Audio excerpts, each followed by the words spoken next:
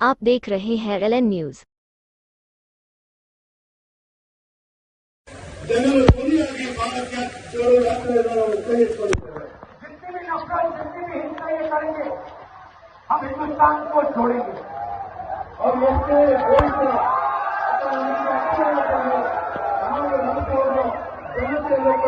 हमारे और बेरोजगारी का और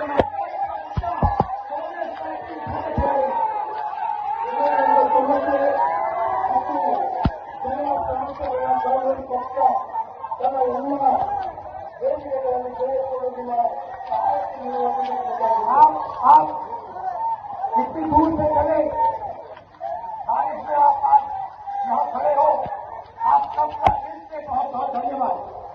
ತಾವು ಮನೆಯಲ್ಲಿ ಜೊತೆಗೆ ಜೊತೆಯಲ್ಲಿ ಬಂದಿರುವಂತದ್ದಾಗಿ ತಾವೆಲ್ಲರೂ ವಿಜಯಪುರದಿಂದ ಬಂದರೆ और आज हम महात्मा गांधी और लाल बहादुर शास्त्री को याद करते हैं।